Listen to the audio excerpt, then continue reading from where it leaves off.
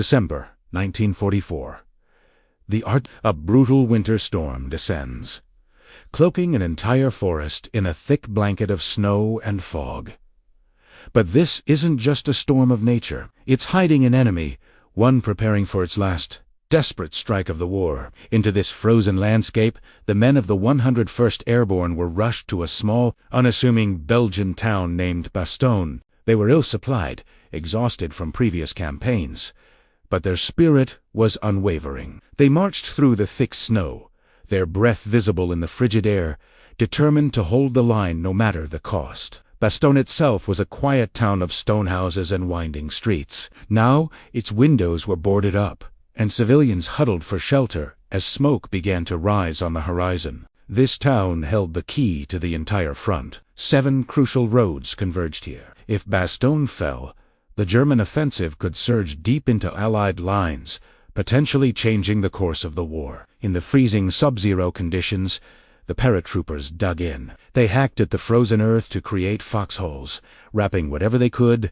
blankets, rags around their boots to fight off frostbite. They were fighting 2 enemies: a determined German army, and the brutal, unforgiving cold. 4 days, the town was relentlessly pounded by German artillery. The sky flashed with distant explosions, and the ground shook, sending snow cascading from rooftops. Bastogne was completely surrounded, cut off from all help. Ammunition was rationed. Medical supplies dwindled to almost nothing.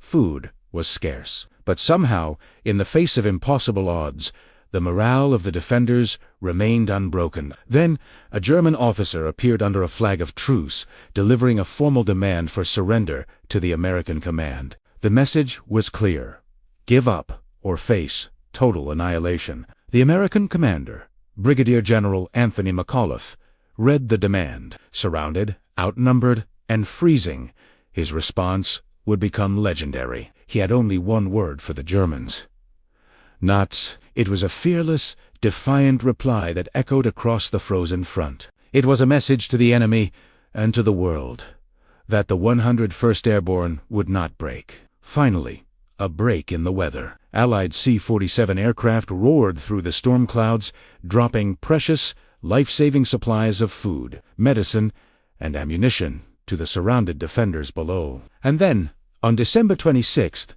the rumble of friendly armor was heard. General George S. Patton's Third Army, in a heroic push, broke through the German lines and reached the town, officially breaking the siege. The defense of Bastogne became a powerful symbol of American courage and resilience in the darkest winter of the war. It stands as one of the most defining and heroic moments of the entire Battle of the Bulge. Their sacrifice ensured that the last great German offensive would fail. Thanks for watching.